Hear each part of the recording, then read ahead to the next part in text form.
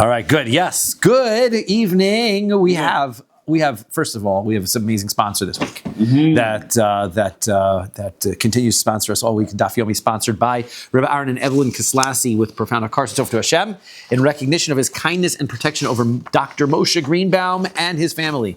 May the merit of this Daf Yomi learning bring them continued and constant shmira, and bless their home with simcha, shalva, and only besorot tovot. Every single time it gets better and better. Right? By the time, tell you, like a Taimani that's accent. correct. He's got a yes. Well, I'm hoping that Rabbi Aaron will hear the accent and go, for that, I'm willing to sponsor another week of Daf Yomi, right? Just son of a whole bunch of revach ve'atzala ve'bacha, and just keep on going, parnasa, and all that, right? We can just go. That's correct. So we'll see how I do. Okay, good. Okay, so yes, the Avos Ubanim Malav Malkasim Mishnayos is coming up, and that's a big, huge community event. And all of our boys are getting involved. And Kahal Yereim always has to one up the game, right? One up the game. Everybody else is let's learn Mishnayos, let's something, okay? But Kahal Yereim says, you know what? For 30 minutes on Shabbos morning at Kahal Yereim, grades 1 through 8. Now I'll have to say, if you're in grade 7 and grade 8, 10:30 a.m. You better have daven someplace else, right? Otherwise, but you could daven some other early minyan in order to be able to get here to Kahal Yereim at 10:30. Let's say in fact, if you notice on the flyer, it does say you can learn before davening. Yeah. After davening. Okay, good. So and at the youth program at 10:30. Correct. So anytime Shabbos morning. So that's the point. It says on the flyer, and that's why I was misreading that the learn youth program at 10:30. You don't have to learn at 10:30. Correct. You could come here at 8:30. Yes. And learn. You could come here, you have your own chavrusa, stay here right after Kiddush, right? This Absolutely. This is great stuff. So, right? It's not Friday night. So we're going to stick with. We always try to expand things, but first of all, the real amazing part. First of all, you come and you get a gift certificate for a slice of top slice pizza, which is a good piece of pizza, and a can of pop. Right? 30 minutes learning. 30 minutes of learning, and that's an amazing thing. The real amazing thing is that you also get to learn for 30 minutes Mishnayos. And that comes with your, right? If you come for a slice of pizza and a pop, you get 30 minutes of learning Mishnayos as your bonus gift. And Mirz Hashem, let's get all the boys here and learning, and just keep the base, keep Shabbos and next Shabbos, and keep the base measures pumping, as I said. Let's keep the energy flowing and going. Speaking of energy flowing and going, we are discussing on Chaf Gimel Beis. We had a sort of a discussion about how things get nullified under what circumstances. Amen. So the Rabbanan tell us that two items that are of the same type, we call that min b'mino, so one can nullify the other. Right? The only time that things can't nullify one another is if they are both korbanos. Right? If two things are korbanos, then those two things don't nullify. So, however, Rabbi Yehuda said, no, it's two things are min b'mino. Generally speaking, this is a rule. It could be by kashrus, it could be by anything. If they are the same type of thing, then they do not nullify. Then we had this statement, which it's Rabbi Chia. We decided it was Rabbi Chia on Chav Gimel Beis, but it's Rav Chisda and Rabbi Chanina. So there's a lot of cheses. That's what got me confused, right? So Rav Chisda, sometimes it's good to sit for a day, get it all balanced in, right? But Rav Chia is the one who says that it depends on the circumstance when min b'mino is effective. And he's saying his opinion within Rabbi Yehuda's shita. Rabbi Yehuda holds min b'mino is not nullified. Says Rav Chia, that depends. It depends if one of the two items can change into the other item. That's where Rav Chisda and Rav Chanina jump in. Rav Chisda holds that if the mevatel, that's the bigger amount of thing, if that can change into the thing it's nullifying, then the item is indeed nullified. Right? So then it's not min b'mino. Because let's say we had the example, something was nevela and something was slaughtered. Nevela, even though it sounds weird, can turn into shechted stuff, not in the sense that you can eat it, but in the sense that it doesn't accept tuma. If it sours and goes bad, if the meat rots, then it doesn't become tameh anymore. Since it becomes just like the kosher meat in that it doesn't become tameh, if there's more non-kosher meat than there is kosher meat, it is going to nullify the kosher meat, right? The kosher meat is going to be, it's not min b'mino. It's only min b'mino if one item cannot become, it's min b'mino if, and therefore not nullified, if it can become the other thing, right? But if it can't, then they're two different items. Says Rav Chinina, no, it's not the mevatel that we're looking at. It's not the bigger item, it's the smaller item. If the smaller item can change into the bigger item, then the smaller item is exactly. If the smaller item is nullified to the if the smaller item is nullified in the bigger item, it could change it to the bigger item, then it's not min b'mino and it can be nullified. Okay, so now we're going to bring 3 proofs from our Mishnah, right? That we're going to try to determine if those are questions against one of these two positions, or actually against both of these positions. So Tanan, and it's going to basically go the same way 3 times. So it's tricky because you have to remember which one nullifies which one, but it's not tricky because it's the same Gemara 3 times. So here we go. Tanan, our Mishnah says, that is located right,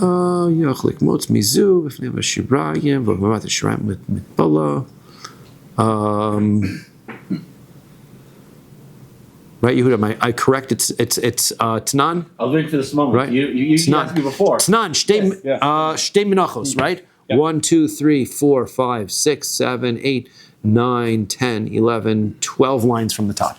Tanan, we learned in the Mishnah. Shtei Menachos shelo nikmitzu. If you had, and our Mishnah says, if I had 2 mincha offerings and I didn't do kmitza on either of them, I've got this lump of flour on this side of the container, I've got a lump of flour on this container, venis arvu zu bazu, and they get somewhat mixed up together. Now they don't get completely mixed up together because we're going to see if I can take a clear kmitza from one of the offerings and a clear kmitza from the other offering, then they're sheros, then they can be kosher. Because once I take, we learned in the Mishnah, once I take kmitza off of one of the offerings, then the rest of the flour becomes the shirayim, the leftovers, and the kmitza gets burnt and everything's good. But then the other offering is still tevel, we're going to call it. Tevel is a mixture of 2 items, one that you can have and one that you cannot have. So, but that's okay because I'm going to go over to the other side and I'm going to take a kmitza from that side. Once I take a kmitza from that side, now that leftovers becomes permissible. So everything in this container is now permissible to be eaten. And the kmitzos are now taken out and I'm all good. V'im lav, but if I can't take the kmitza from both of them, then they're puzzle. Why? Because I take kmitza from one, but now the rest of this is a big mixture. Since the rest is a big mixture, I cannot take the kmitza from the other side, so I have mixed in and it's all messed up. Now, in this circumstance, let's take a look at the order of exactly how this is working. I've got a bowl. I've got my flour on one side. I've got my flour on the other side. I take kmitza from this side, and they're slightly mixed in the middle. I take my kmitza from one. Okay, so now we have, this is shirayim, this is leftovers. This is still a mixture. Now, why don't we, once at that moment, before I come back and I take the kmitza on the other one, right? So then ida chavili shirayim, right? Once I take the kmitza, then the rest of it is leftovers. Velo kumevatli shirayim letivla. Why doesn't the leftovers come and nullify the tevel that's there? It says that it's possible. Well, why? It should be mevatel it. It should nullify it. Because, so let's ask, according to whose opinion you're asking, why wouldn't it nullify it? So Mani, whose opinion is this? Rabbanan, if it's the rabbi's opinion, ha'amri olin hu de lo mevatli hadadi.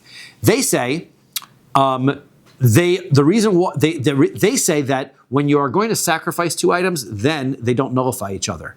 Ha min b'mino bato, which means if you have 2 items of the same type, then they're going to nullify one to the other. So then there's no reason why one wouldn't nullify it here.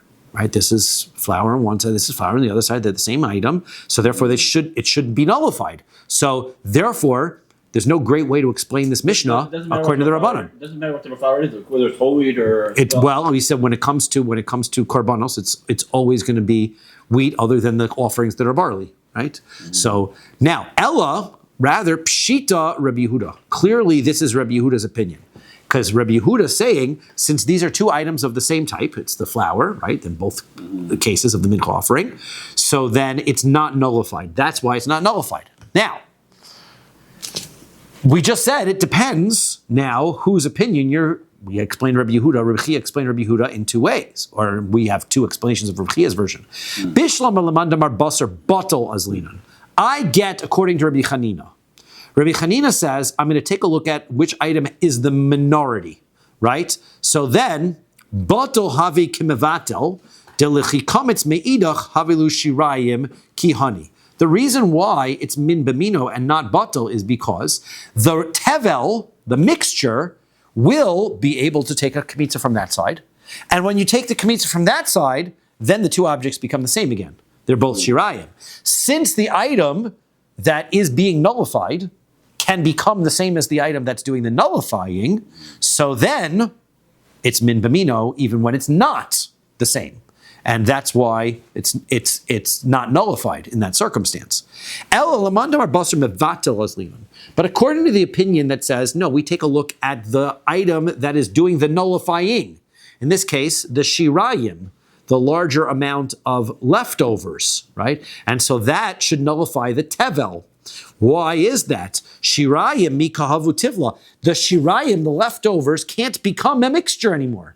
It doesn't have the kmitza in it. It's gone. So therefore, it can't. So therefore, this should be a circumstance where it is not min bamino, which means it should be batal.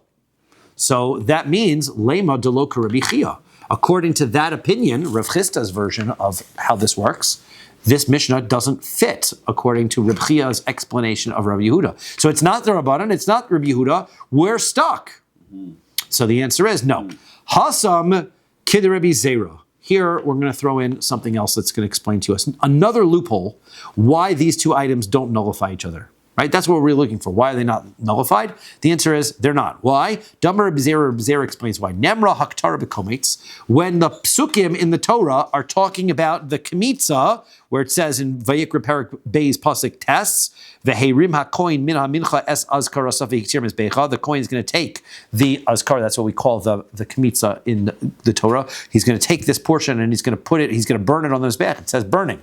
V'nemra haktara b'shirayim. The leftovers, it also uses the word burning. Now, in the exact opposite way, it says, what is left over, you shall eat, and you shall not burn it on the mizbeach. But it's a gzer shava.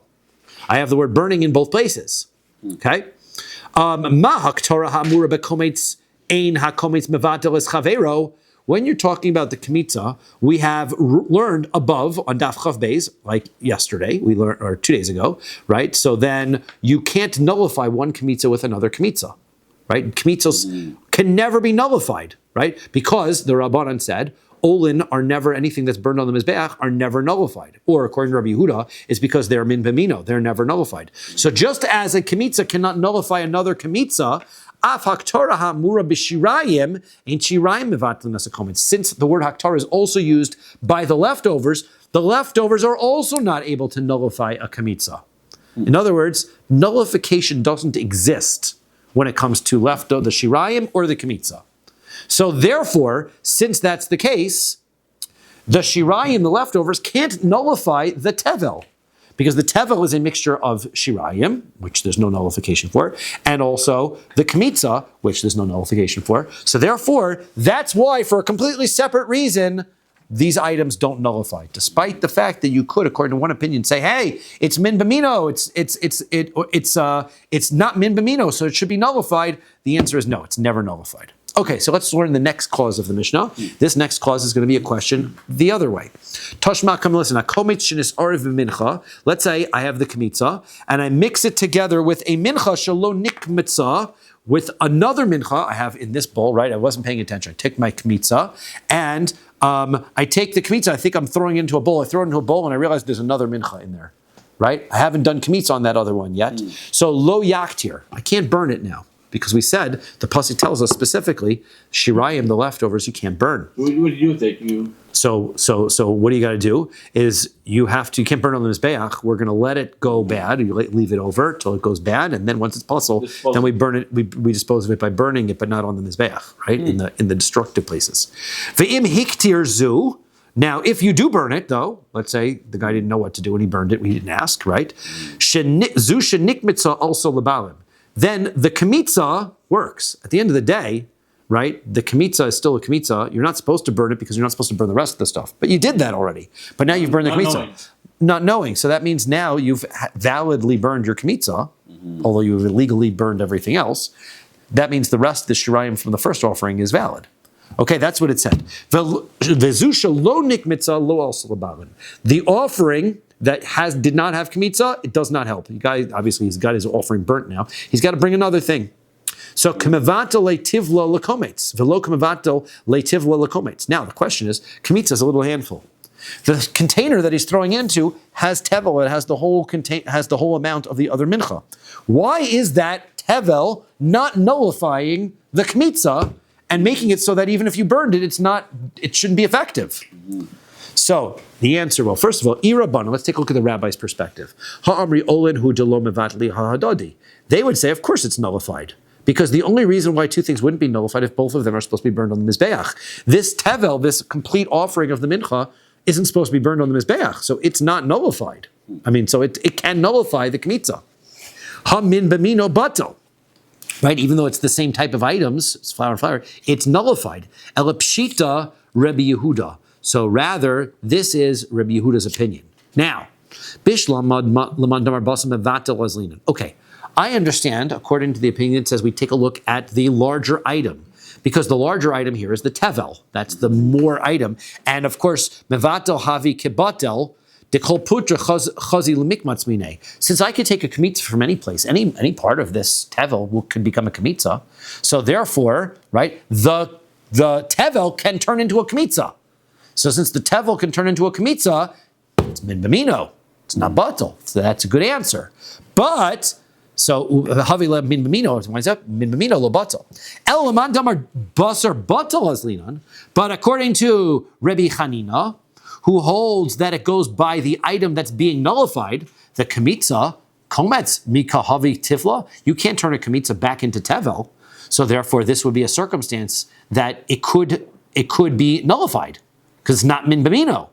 So lema delok Rabbi Chia. So therefore, this wouldn't work according to Rabbi Chia.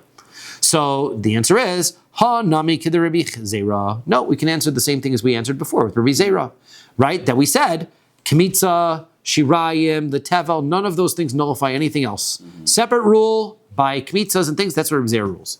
Okay, third time's a charm. Toshma, come and listen.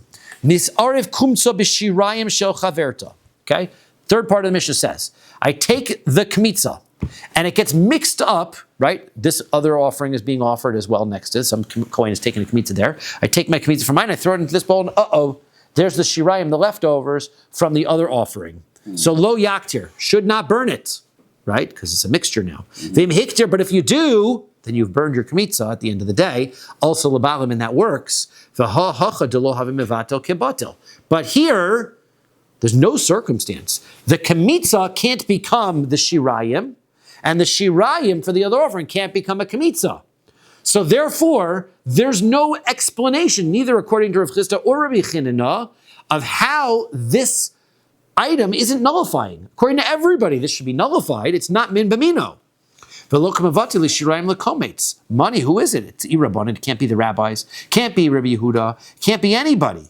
So Amar Rabbi Zera. So Rabbi Zera explains, this is where Rabbi Zera comes from, this is the original Rabbi Zera, Nemar Haktar b'kometz, it says, burn by the kometz, it says Nemar Haktar b'shirayim, it says to burn, don't burn, by the leftovers, Ma Haktar hamur b'kometz, in kometz mevatel es chavero, just like by kmitza we learn, the rule is that a kmitza cannot nullify the other kmitza, Af Haktara hamur b'shirayim, so to the burning that's from the leftovers, in shirayim mevatel es kometz, shirayim can't nullify a kmitza. So therefore, that's why this kmitza is not nullified. The leftovers can't nullify. So therefore, that's our rule. Okay, now, Toshma, come and learn. We're going to try to bring a proof for Rabbi Chanina from another brisa.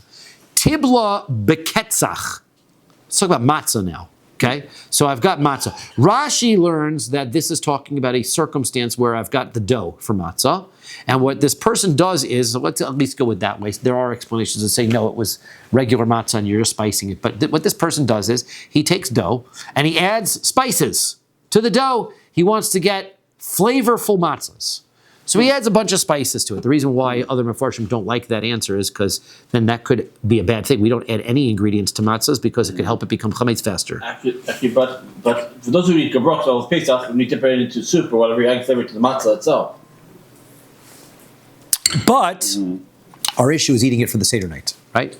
Not an issue of eating it generally, right? We want to know, can you be yotzei the mitzvah of matzah?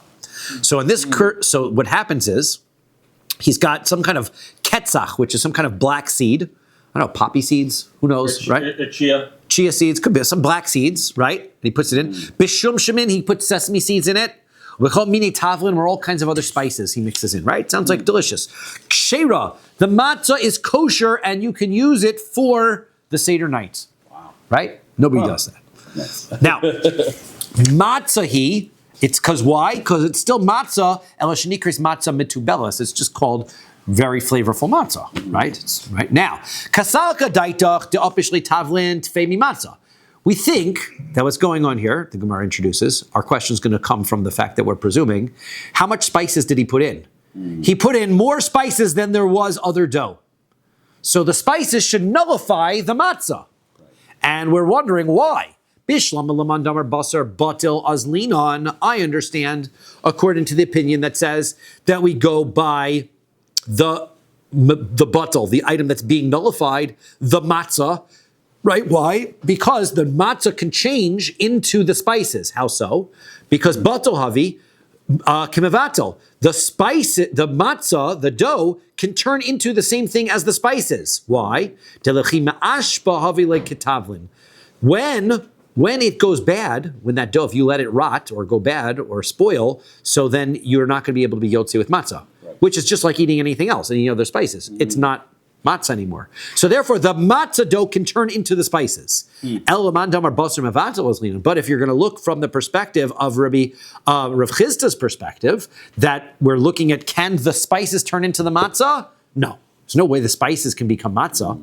So therefore, tavlin kahavu matzah, you can't turn the spices into the matzah. So why is it, right? So therefore, this should not be min b'mino, and it should be batel. It should be nullified. So the answer is, hachav b'mayaskina, what are we dealing with here? Dilo apishlu tfalin. What we didn't overspice it. Right? There was more matzah here than there, like I would have presumed to start off when we had mentioned the case, right? Deruba matzah, the velo betela. The majority here is matzah. It's not nullified. Right. And the point that we're trying to make is that you're changing the taste, and maybe that would be a problem. And the answer is no. It's still matzah, despite the fact that you added extra ingredients, right? I suppose theoretically, if you were to put jam on your matzah on the Seder night, you could still be yotzei. Right? Brings in the question whether we salt our matzahs on the Seder night. I don't know what do you do, but some people say we could salt the matzahs, we put salt on everything. It's like for the korban, for every other thing, right? And some people do not, because this issue, right? That we're adding taste to the matzah. There's a question that comes up in many other sugyas and places, whether you need the taste of matzah. This sugya seems to imply that the taste of matzah is required. So therefore, the answer that I heard was that everybody should do according to their minhag. There's no wrong answer to this, right? So if you put salt on, put salt on. If you don't put salt on, you don't put salt on. But there's rationale behind both minhagim. Right? Daikanami, you can also see that this is the case because the katani, matzahi, the end of the thing says, it's matzah. Elashnikris matzah mitubelas. It's just seasoned matzah. It's not matzah flavored spices. It's flavored matzah. Shmami no. So that's the conclusion. Okay, now let's change our topic to more mixtures, but different within a story. Maybe it'll be like, yeah. Farfel is matzah. How's that comments? Farfel is not necessarily chametz, right? Farfel, unless you don't eat gebraks, right? If you eat gebraks, and people don't stay away from farfel. Right. But you could have, right? You have to watch, because there could be farfel products that are not kosher l'Pesach. You could you can go to the store right now and find matzah that's not kosher l'Pesach. Right? Because they don't clean the machines. Because farfel is literally crushed matzah. But the thing is that because when they do the kosher l'Pesach run, they clean the machines every 18 minutes, right? But if you are making for the rest of the year, and you were Strites and you just wanted to make matzahs and you don't worry about Pesach, they can run their matzah line and have perfect looking matzahs that are not kosher Pesach. They just run the machines. They don't have to stop and clean. Yeah, like you said, the boxes specifically state not kosher Pesach. Yeah. Not big enough, but should be bigger, but okay, it does. Kisalik Rav Kahana, right, there's nothing worse than sitting at your Seder table going, what does that word say? Not? Okay. Kisalik Rav Kahana, so when Rav Kahana went from Bavel to Eretz Yisrael. So Ashkechinu Libnei Rabbi Chia, the Yasvi V'Kamri, he saw Rabbi Chia's children, and they were sitting and they were learning.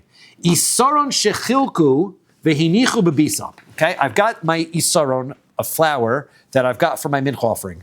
I split it into two, okay? And I put both halves into the same utensil, okay? V'naga tful yom. And a tful yom comes along, he's tameh, he touches one of them, be'echad mehen. Mahu, what is the halacha about the other half? Kitnan kli mitzarif masha b'tocho lakodesh. Do we say, we have a rule that we learn in Maseches Chagiga, that everything in the utensil is considered one combined thing? Now these two items are separate, so we want to know, do we consider them all completely connected, right? So if you touch one of them, then everything becomes tameh. So hani mili hechen denagi bahadadi. Maybe that's when they're at least touching each other. Maybe that's a structure. But if they're in the utensil but they're not touching each other, how does the tumah transfer? How does tumah jump from one to the other without touching it? Because as you're carrying it to the tummy, some of it clearly falls to the other one. Well, if it fell, then it would be touching. That's not our question. Our question is specifically a circumstance where the two are not touching. Mm-hmm. So Odom Eloshner makes no difference. In other words, the question is their placement in the utensil. Does that make it as though they are touching or not? Right. So Amar Lehu. Ihu. So Rav Kahana, this is what Rav Chia, the children of Rav Chia asked him. So Rav Kahana answered back to them. Kli mitnan kli mechaber. It doesn't say in the Mishnah in Chagiga that the utensil combines together, meaning that they are touching, and therefore this makes it as though they're all one unit. It says kli mitzarif tanan. It says the kli makes a tziruf, makes a unification of all of it, even though they're not touching. They are unified. So therefore, kol dehu, in any circumstance, right? Any circumstance, even if they're not touching each other, they are unified. Touch one, you're touching them both. And they're both tameh. That's what he answers. Okay, so, hoshid echad libeinehen. So they go on, they say, great, we've got an opportunity to ask Rav Kahana some more questions. So they ask Rav Kahana the next question. Okay, you've got part of your mincha here, part of your mincha here, and what he does is he takes a third half of an isaron, and it's not connected to this mincha. You only need one isaron, but he throws in an extra half, right? So that's what he does. Now, mahu here, right? If that one becomes, if the tful yom comes and touches this extra piece, are all three of them connected because they're in the same utensil, or is it that this extra one you threw in has nothing to do with the korban, so therefore it's not connected, right? So Amar Luhu, so Rav Kahana said, Tzarich lekli, kli metzarfo. If the item, if the korban needs the utensil, then the utensil unifies it. Meaning, the original offering needs to be in the utensil. Therefore, the original offering is connected to each other. Ein tzarich lekli, this extra piece has nothing to do with this korban. It doesn't need to be here at all. Ein kli metzarfo, so therefore the utensil does not connect it together. So if the tefil yom touches the third piece, the other two are fine. Just remove it. Okay. Now, third question. Hoshit tful yom as etzba'o beinehem. You've got two pieces. Tful yom comes on, he doesn't touch it. He just sticks his finger in between the two of them. In between. No contact. So now no contact, but it's in the bowl, right? So if the bowl is mitzaref, is combining everything, when he sticks his finger into the bowl, does that make him like he's touching it? So Mao, what's the halacha there? So okay, no, if you're not touching it, why would it be? Oh, so that's what he says. Amar Lu, he says to them, Ein lecha davar shemitame me aviro ela kli cheres bilvad. The rule is that airspace doesn't transmit tumah. You got to touch it. And the only time that airspace does is when you've got an earthenware utensil. If you've got an earthenware, I heard an explanation as to why that might be, right? A metal utensil, right? The metal utensil is designed nicely. You got a nice gold utensil, right? The outside is beautiful. The inside utensil, the tumah comes from touching it, But the kli cheres is functional. The outside of it is irrelevant. The whole reason for the existence of the utensil is the inside. Therefore, going into the airspace is what's considered to be the tuma, right? So therefore, airspace of the kli cheres is the only. So this wouldn't transmit tuma. Okay, well, Rav Kana being a good Rabbi, he hadar ihu by minahu. He turns around and asks them a question. And it seems like he's testing them, That's right? Answer the question with a question. No. This is not answering their question. He's got a new question. He said, I want to ask you guys a question, right? You ask me questions. Let me ask you guys a question. Mahu likmot mizeh al zeh. Okay? When you've got your two utensils, you've got your half over here and your half over here inside the utensil, and I take a kmitza on one part, is it work for both? Right? Is it now, I've taken kmitza, both parts are now shirayim? What's he asking? He says, what's he asking? He's saying, Sirif de oraisa o de rabbanan. Basically, the question I'm asking is, the idea that everything in this utensil is one item, is that a Torah law? And therefore, it applies in all circumstances? Or is it a made-up law? Or is it a rabbinic law? And if it's a rabbinic law, we're basically saying, as far as Tuma is concerned, we're going to consider the whole thing tameh. But as far as the Kmitza is concerned, I can't consider this offering valid because that leads to a strictness. So it leads to a leniency. I can make strictnesses with my rabbinic laws. I can't make leniencies. You're allowing me to eat this other part based on the kmitza I took from here. Can't do that. So Amru lo, so they said to him, Zulo Shamanu. That's a great question. We don't know the answer to that one. However, Kayotse Bo Shamanu. But we're going to try to give you an answer from something that sounds similar, a case that sounds similar. Ditnan, we learned in a Mishnah. Shtei menachos shalonik mitzu. Venis arvu zubazu. I have two menachos, right? I have two menachos, and this is our Mishnah, right? Two menachos, and I haven't done kmitza from either of them. The two menachos mixed together. Im yachol likmotz mizu bifnei atzma umizu bifnei atzma. And if I'm able to take a kmitza from this one and a kmitza from that one, so then ksheros, they're kosher. Ve'im lav, but not psulos. Now they're puzzle. Now, ki yachol likmutz miha ksheros. It says that, at least the point is, right? If you can take a kmitza from them, then they're kosher. Now, amai, why should that be? Hach dema'arev halonaga. The way that they think is going on here is that you've got your overhead view of this bowl, right? This is my bowl. I've got a piece here. How am I doing kmitza? If I've got a piece and it's all mixed together, if I got a big jumble of pieces here, then how am I doing kmitza from one part and the other part? So they said, here's how we think it's going here. You've got a section here and a section here. This is 1, this is 2, and then this is the mixture of 1, 2. So if I could take a kmitza from here and a kmitza from here, then this is all okay. That's what the Mishnah is saying. So therefore, what you're really doing is I'm taking kmitza from here, and it's effective on this part despite the fact that they're not touching. That answers your question, right? So that answers your question. So Amar Rava says, but that's not the right answer. Dilma begushin hamechulakin hasuyan kemasrik.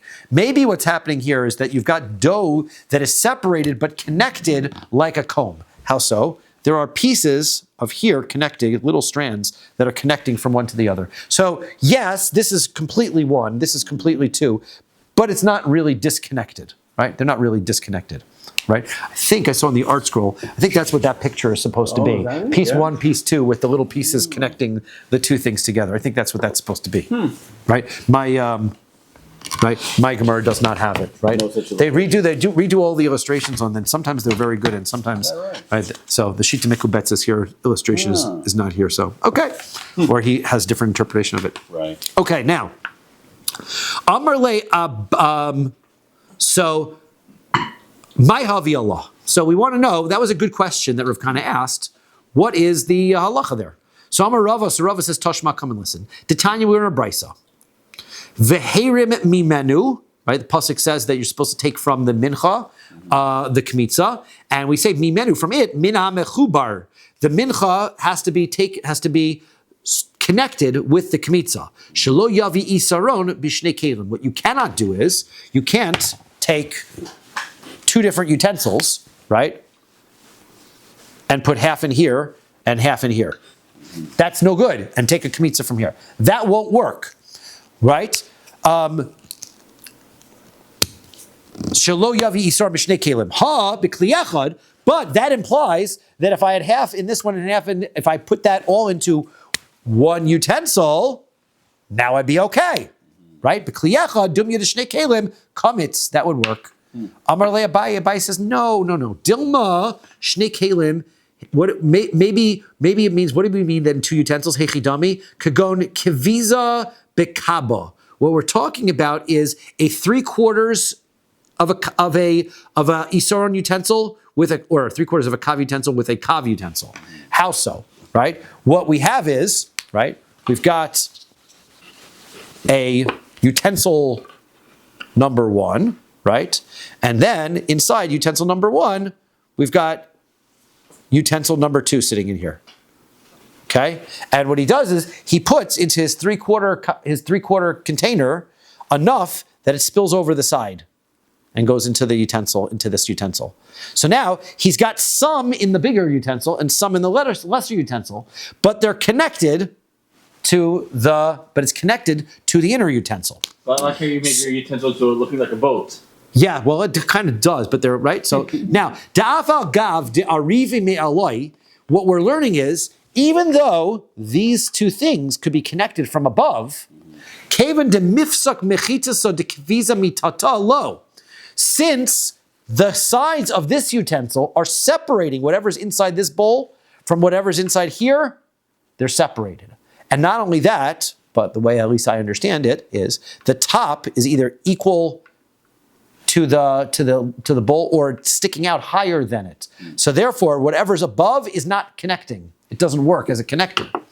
So, even though it's connected above, now, but if I had one utensil, which was similar to two utensils, so then hechidami, what would that be like?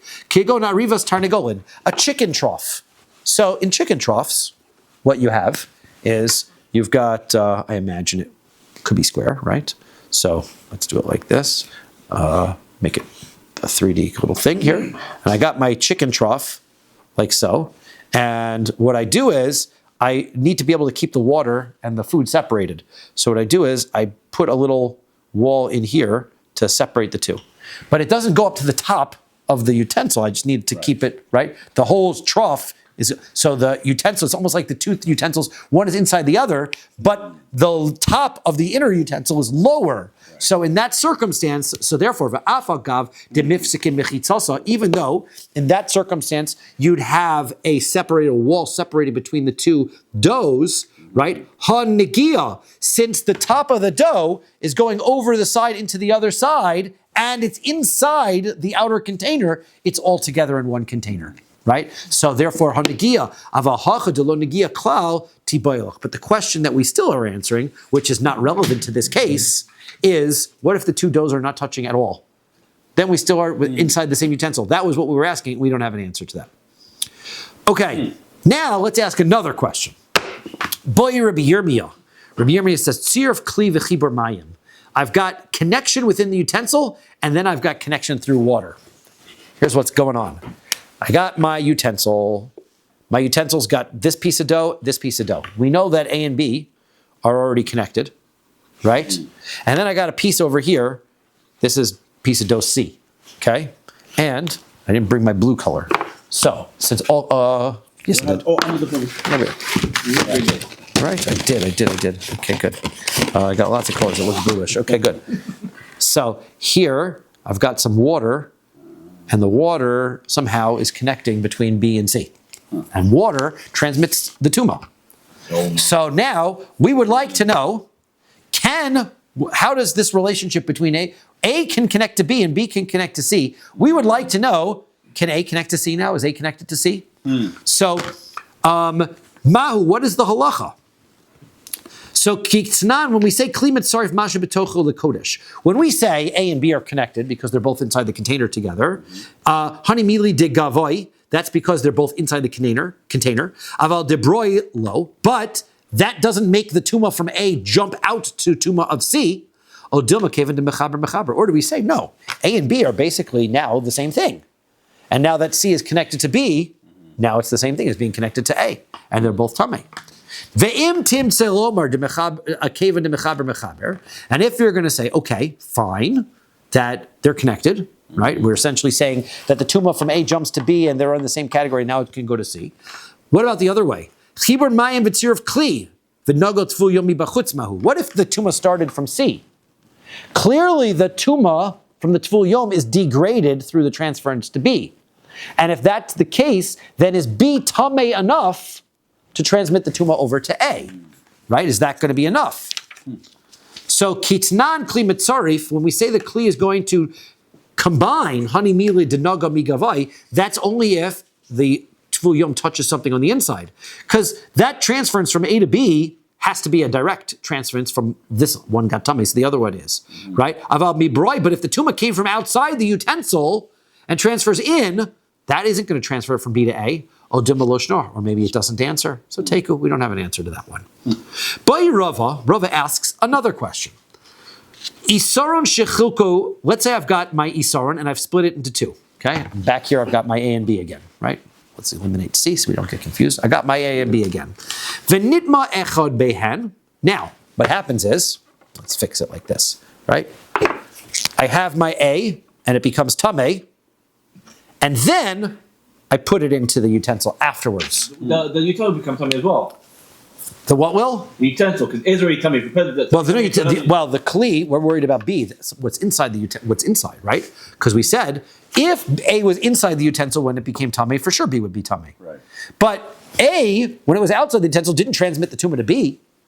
So now that you put it in, does B get the tumah? It's not touching.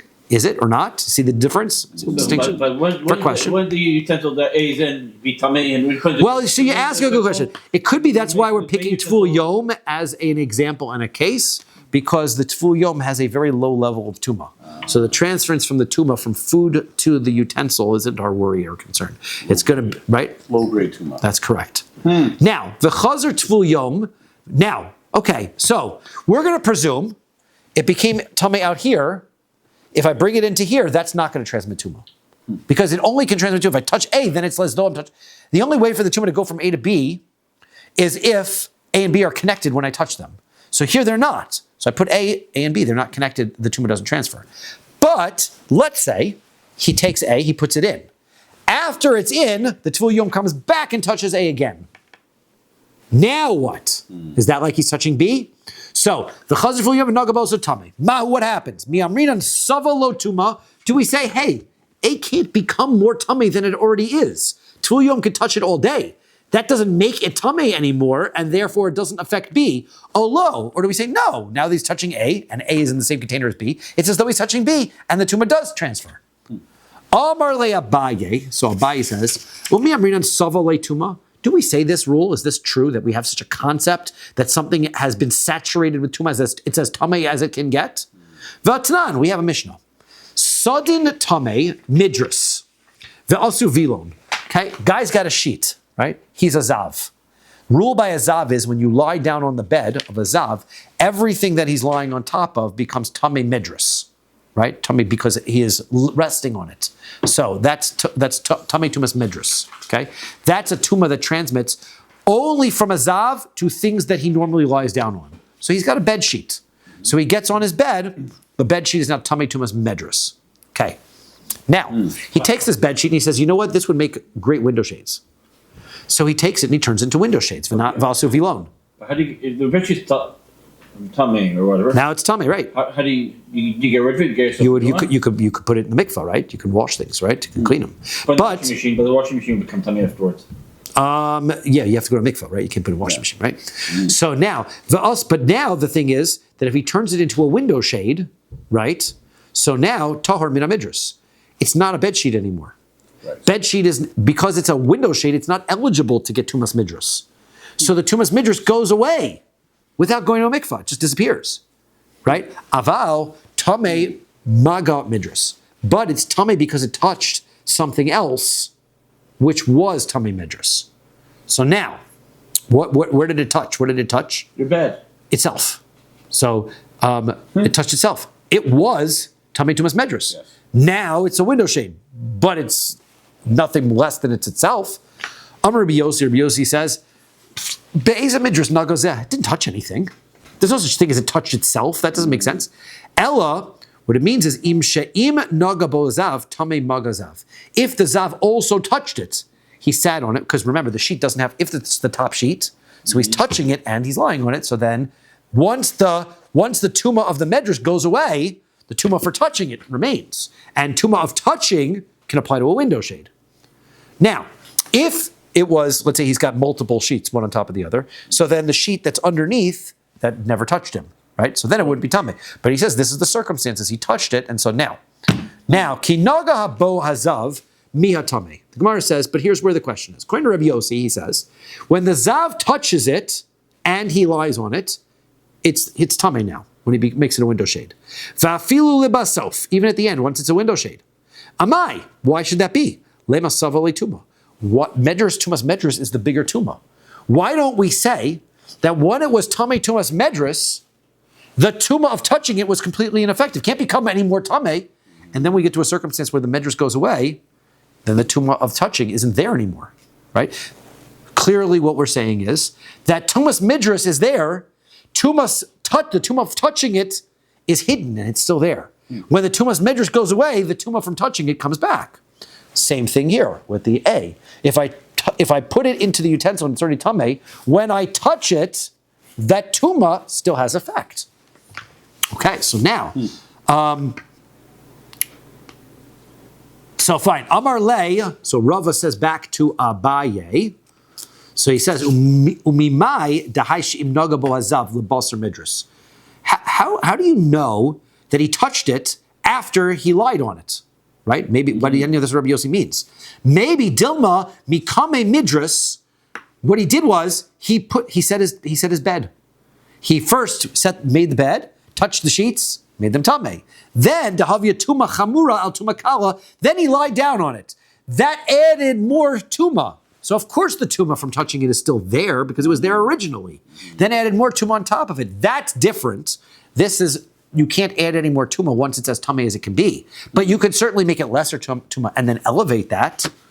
Aval hacha, but here, de'idi v'idi tumah kala, here, you're talking about tumah of a tvul yom, very light tumah, low, you can't reawaken it and transfer it. So rather, Elami Seifa. Let's try to answer this question, Rava's question, from the end of this Mishnah. Moder Rabbi Yossi says, B'shnei sadinin hamakufalin umunachin ze al zeh. Let's say I've got two sheets. They're folded up one on top of the other. V'yoshav zav aleihen, and the zav sits on them. She ha'elyon tamei medras. The upper one becomes tamei medras, tamei tuma of sitting on it. If not full, isn't it all one sheet? How could? Yes, but we've got two sheets. Got two sheets, right? That one is one sheet. The top one is one sheet. Tamei tumas medras.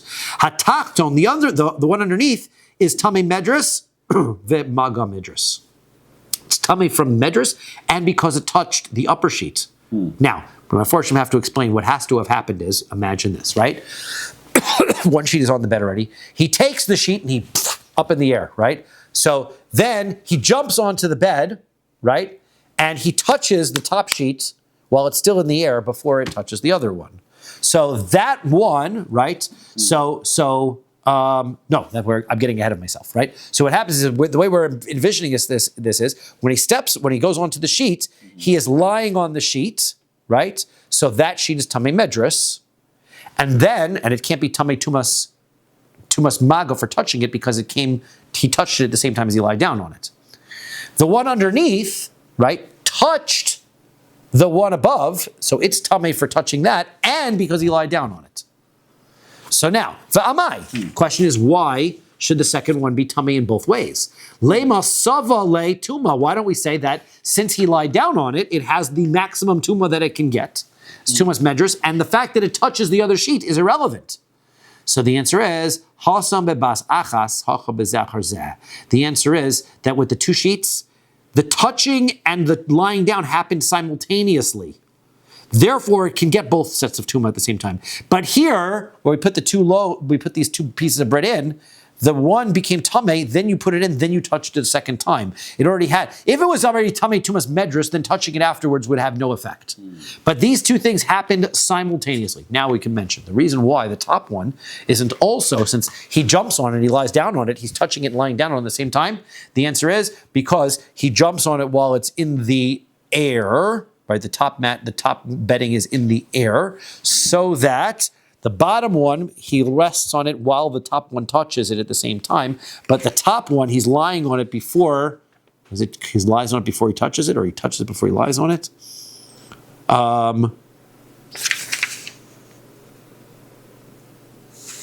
I got myself confused there. But in any event, that's the point. The bottom one becomes tummy because they both happened at the same time. Okay.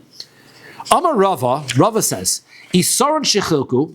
Now, let's say I have my mincha offering, and I divided it into two parts. Va'avad echad man, I lost one of the parts.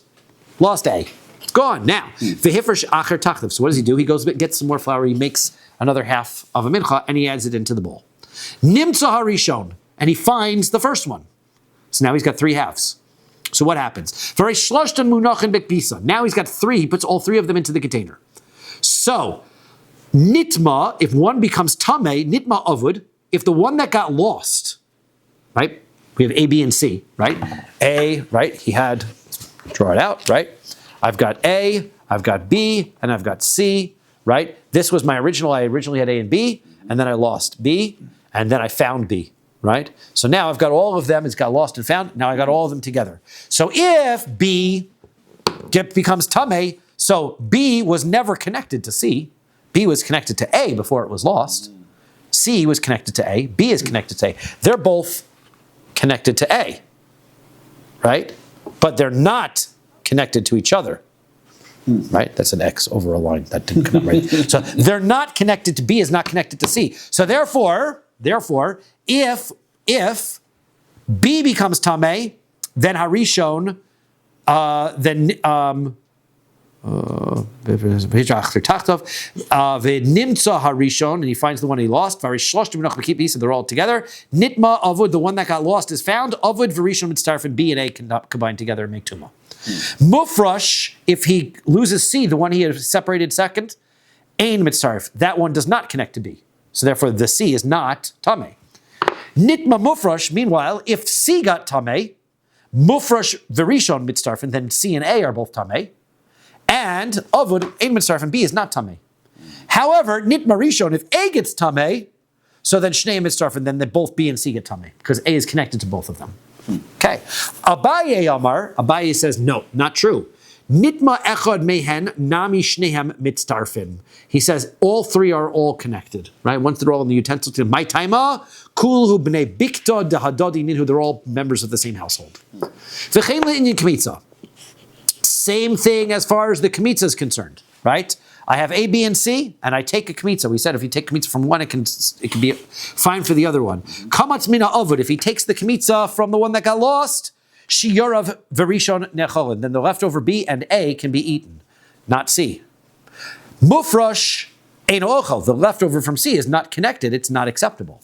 Kamatz Mina Mufrash. If he takes the kmitza from C, Shiyorav Verishon Necholin. Then the leftover C and A can be eaten because those two are connected. Avud Eino Nechol, but B is not connected, so therefore it cannot be eaten. Kamatz Rishon. If he takes the kmitza from A, Shnehem Eino Necholin. Then you can't eat B or C. Why? Because only one of them is the other half. You can't have both of them be the other half, and you have a suffix, you don't know which one is. So you can't eat either one of them. Okay? Abaye says, no, afilu kamatz me'echad, if you take from any of them, shnehen eino nochel, you can't eat anything. Why? My time, because this is Abaye's consistent shita. Kuluhu nami b'nei bikta dahadadi ninhu, they're all members of the same household. Okay. Maskif lo Rav Papa. So Rav Papa asked the following question: V'shirayin didei mihan ne'echolin. Right? The leftover from A, though, you can eat, right? You can't eat the leftover. B and C is connected. You can't. But the leftover from A, you can, right? But why? Part of this kmitza is no good. Why? Because when you took the kmitza on A, if A was connected to B and C, don't you have to look at the kmitza as if it's divided into three parts? One part of the kmitza is for the A, one part of the kmitza is for B, and one part of the kmitza is for C. The part that's for the one that's B or C is no good.